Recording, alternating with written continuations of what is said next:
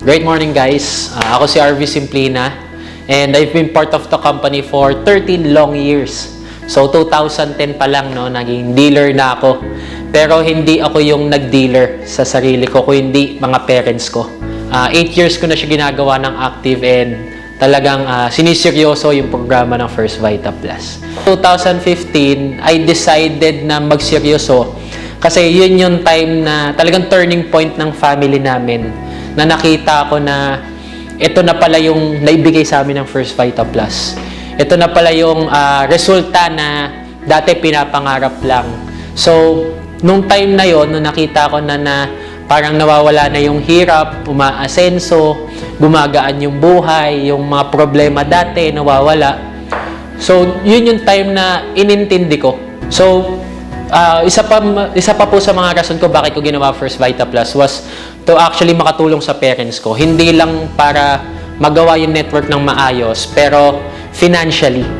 Kasi ang isa sa mga motivation ko talaga nun is gusto ko mapag-aral yung sarili ko.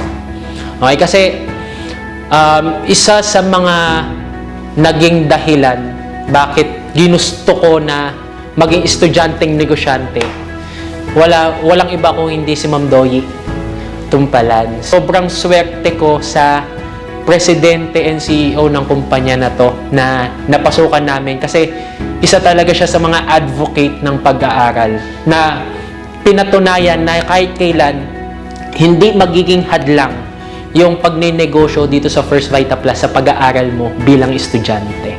Sa mga challenge ng isang kabataan na ginagawa First Vita Plus is syempre yung edad natin, no? Compared to me, 15 years old ako nung sinimulan ko First Vita Plus.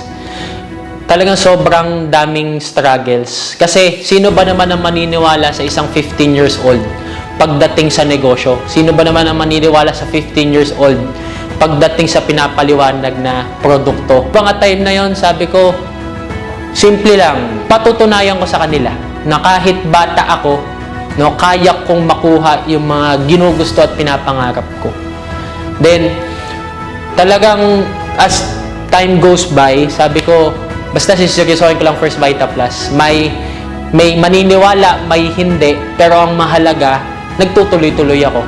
Always remember that age is no barrier. It's a limitation you put in your mind. Ang edad, huwag mong gawing hadlang yan para makuha mo pangarap mo. Kahit kailan, huwag mong gawing limitasyon yan para mabago ang buhay mo. Habang bata ka, mahaba pa ang panahon natin para makuha natin ang tagumpay. So, thank you very much po and great morning sa ating lahat. Power!